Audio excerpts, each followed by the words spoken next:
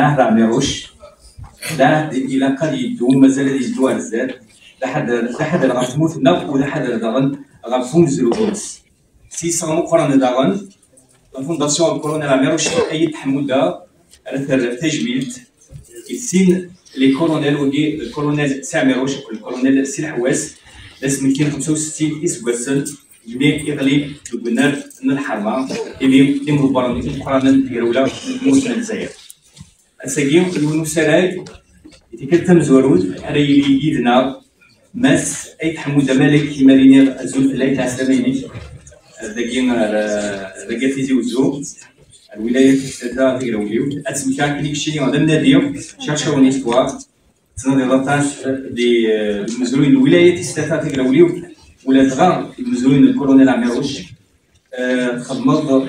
vous êtes consacré en plusieurs années des recherches dans les archives de la Wilaya Taroua, les archives français. Dans les thématiques, vous travaillez sur plusieurs thématiques de la Wilaya Taroua. C'est-à-dire, à Daoudioun Serey, une conférence à la Wilaya Taroua et le colonel Amérouche dans les archives françaises. أسمعك أكني كشيني تسيدر لتموت من فرنسا ريزيدون بيرمانون فرونس لازم مدينة الباري ان باسيوني ديستوار أساس دعوة يتنظر واحد الشكل نمزود لا تغال بيقولي يستطيع تيقراوليو أكو دابان لنا دي تيقراوليو أم قران الكولونيل عمروش أسامن وين كيف النظام مرحبا يسود أتسعدير أسوا إماس أي تحمودة ملك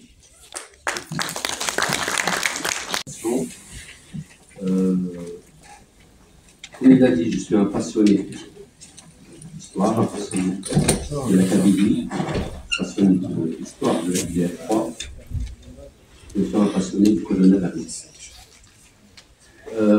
J'ai commencé le travail sur la BR3 et le colonel Amérouche il y a maintenant presque 4 ans. Exactement avec la sortie du livre de Saïd Sabi. J'ai voulu éclaircir certains points, répondre à beaucoup de questions qui se posent encore sur la UA3.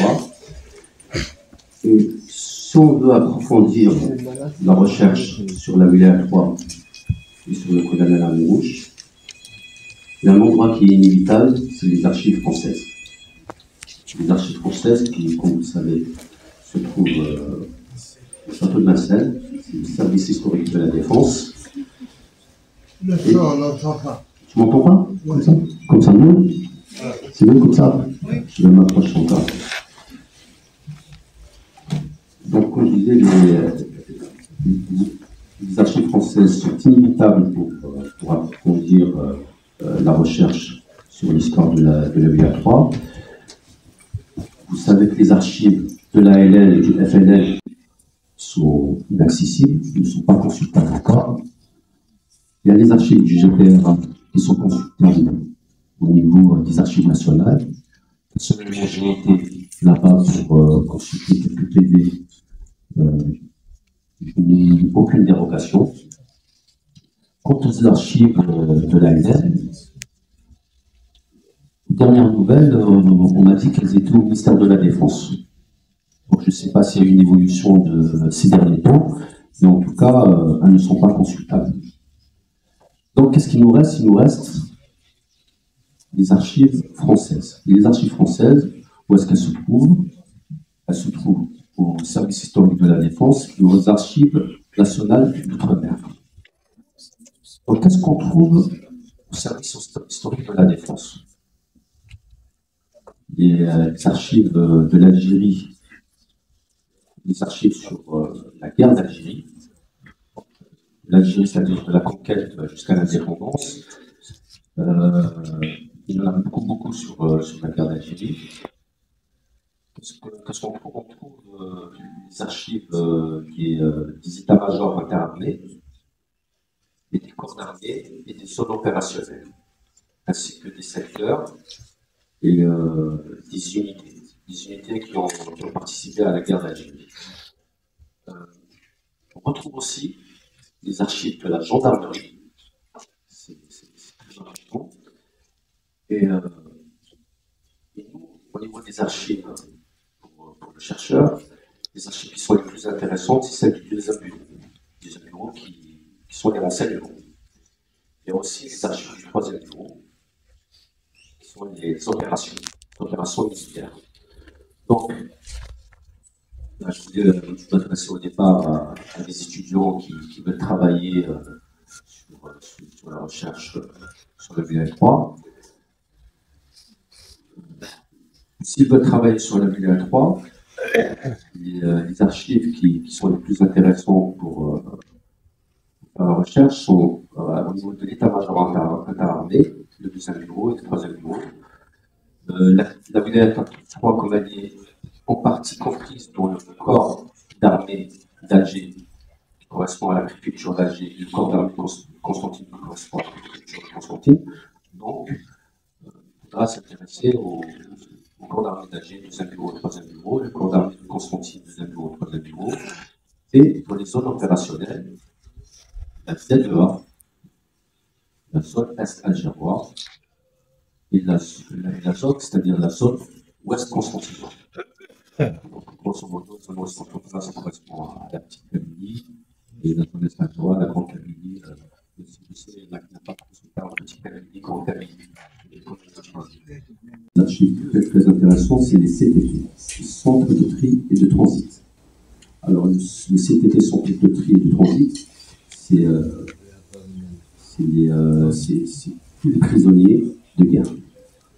Donc, pour quelqu'un qui veut faire des recherches sur un parent, quelqu'un de la famille, quand est-ce qu'il est rentré, quand est-ce qu'il est sorti, c'est là qu'il doit, c'est ces archives-là qu'il doit consulter. D'autres archives aussi très intéressantes pour la guerre d'Algérie, c'est les archives de la série 7I, c'est les archives des unités, qu'on appelle les JMO, les journaux de marche et d'opération. Alors elles sont très intéressantes parce qu'elles relatent toutes les opérations faites par une unité dans une région. Et si quelqu'un veut travailler sur un village en particulier, sur un bois, c'est des archives qui sont très intéressantes pour préciser son travail et sa recherche. Et les archives de la gendarmerie, parce que chaque fois qu'il y a un meurtre, une embuscade, une opération, il y a un PV de gendarmerie qui est fait. Et donc, quelqu'un, par exemple, qui cherche sur un parent qui est mort, il peut même écrire ici, d'Algérie, il peut écrire au service de gendarmerie, au service historique de la défense, ils vont lui retrouver le PV. Le PV sur ce dossier, ou le PV sur une embuscade, que ce soit côté algérien, des victimes algériennes ou des victimes françaises. Est-ce qu'il y a un changement au niveau du château de Vincennes, parce qu'il paraît même équipe. Est-ce que vous avez aussi des méthodes, c'est-à-dire beaucoup plus, je fais même la recherche de Gouinet, aux documents diplomatiques, archives diplomatiques. Archives diplomatiques. Oui. La Courneuve. La Courneuve, c'est ça. Aux Arabes, est-ce que je peux retrouver beaucoup plus archives gendarmerie à Aix-en-Provence, n'a beaucoup plus à Vincennes, n'a à Outre-mer. Merci, M. Adams. Elles sont dans les dossiers des préfectures. Il y a pas besoin d'interrogation pour le consulter. Il fait partie des archives. Pour rechercher à droite, c'est très intéressant, mais c'est plus difficile d'accéder. C'est moins. C'est pas comme Paris, c'est difficile pour tout le monde, mais c'est très riche. Maintenant, tu as posé une question très intéressante sur les archives, sur l'accessibilité des archives. Moi, j'ai commencé le travail en 2010, la recherche en 2010.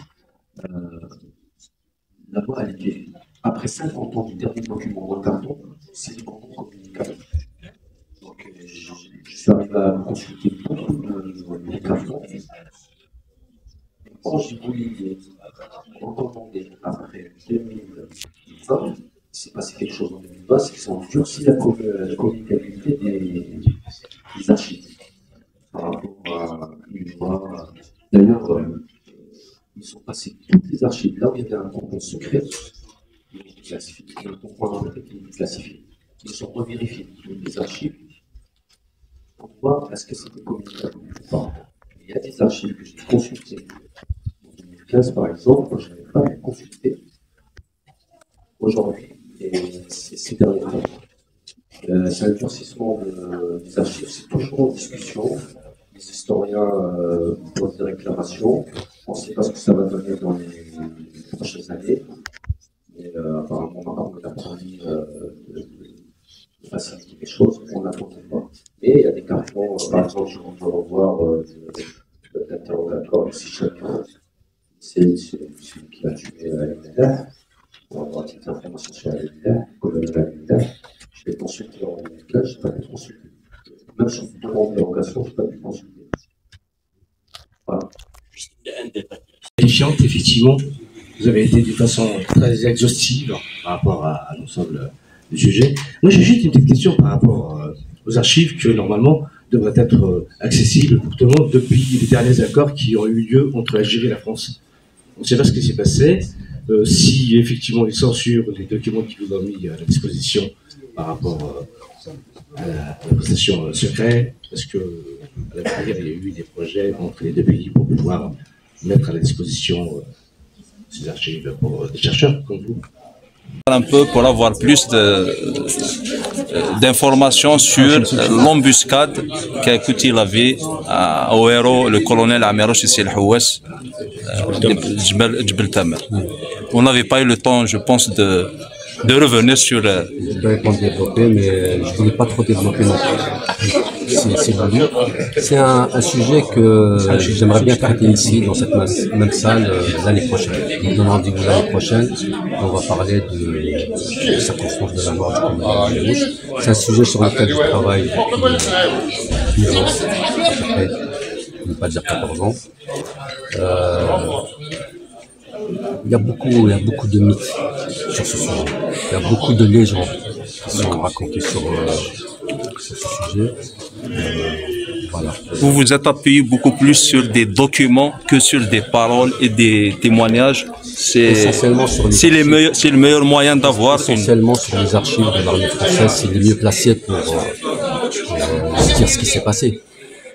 Donc, voilà. Mais est-ce que nous pouvons faire confiance à ces documents? Question intéressante. J'en ai parlé tout à l'heure. Il faut savoir parfois lire entre les lignes.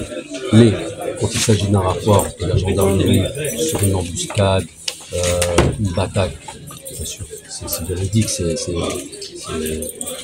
document officiel. Quand on travaille sur un événement, il faut certes travailler sur des documents d'archives. C'est important aussi de consulter les anciens moudjahidines, de prendre leur avis. C'est l'enquête de terrain, c'est les témoignages oraux. C'est important pour compléter les recherches. Justement, M. Saïd Hamadé, vous avez insisté sur un volet important, l'intérêt qu'accordait le shahid, le regretté colonel Amirouche, sur l'information, l'importance du renseignement et du contre-renseignement. Oui. Alors, j'ai beaucoup parlé des renseignements qu'avaient les Français sur l'ANN. Mais l'ANN, elle avait aussi son service de renseignement. Il y a le service de renseignement en liaison. Et ils étaient performants aussi. Donc, oui, mais il y a tout un travail à faire aussi sur ce sujet, sur le réseau de renseignement. Et, je sais par exemple qu'ils avaient des informateurs partout. Autant les Français avaient des informateurs qui travaillaient pour eux, autant l'ALN avait ses informateurs aussi. Et l'ALN avait même des hackers qui travaillaient pour l'ALN. C'est des agents doubles. C'est pour ça que pour les hackers, il faut faire très attention. C'est très plus compliqué que ce qu'on croit. L'information, le renseignement était une arme fatale à l'époque. Oui, il a accordé beaucoup d'importance au renseignement. Il a accordé beaucoup d'importance aussi à l'action psychologique. Et l'action psychologique, il y avait un personnage très important derrière, que j'ai pas parlé beaucoup de lui aujourd'hui, mais il est très très important, c'est Amir Chantar. Amir Chantar est le cerveau de la Wilaya 3. Il a fait beaucoup de mal à l'armée française, Amir Chantar. Et un outil important, c'est la création d'une radio. Oui, il y a eu une tentative de création de radio à Wilaya 3 avec Saab Hafid Ampara, et c'est lui qui me l'a raconté, et ma famille. Elle n'a pas beaucoup fonctionné parce que c'était le réseau radio de la Wilaya 3. Il n'a pas vécu trop longtemps. Il a vécu pendant un an, de août 1958 à juillet 1959. Avant et après, il n'y avait pas de radio. Donc il y a eu une tentative d'émission radio. Ça a été très bon. Les Français sont vraiment ils ont accentué leur travail d'information pour localiser le colonel pendant longtemps. Oui, de tout le temps. Ils ont cherché à l'éliminer, mais surtout à partir de mars 1958, il y a eu une directive où il fallait l'éliminer à tout prix. Après la prise du poste d'Al-Wara. Et là, ils ont mis tous les moyens. Tous les moyens. J'ai un nombre incalculable d'opérations qui étaient montées contre lui. Et à chaque fois, la baraka, il a échappé de très peu. Jusqu'au dernier jour, malheureusement, les circonstances ne m'ont pas aidé. Je vous dis en résumé, les Français savaient qu'il allait partir en Tunisie. Les Français savaient qu'il allait partir en Tunisie parce qu'il était convoqué en même temps que tous les autres colonels. Mais ils ne savaient pas par où il allait passer. Le dernier renseignement qu'ils ont obtenu sur sa position, sur où est-ce qu'il allait, c'était par l'interrogatoire de Siboukan Choudi. Je vous ai parlé tout à l'heure. Et Siboukan Choudi leur a dit qu'il partait vers la Wilaya 1. Donc ils ont monté beaucoup d'opérations sur le chemin entre la Wilaya 3 et la Wilaya 1. L'opération sur laquelle il est tombé, elle a d'autres causes. Elle a d'autres causes. Et s'il est tombé dans cette embuscade, c'est plutôt une erreur de ses prouesses, malheureusement. C'est très compliqué de vous expliquer comme ça, mais c'est un concours de circonstances.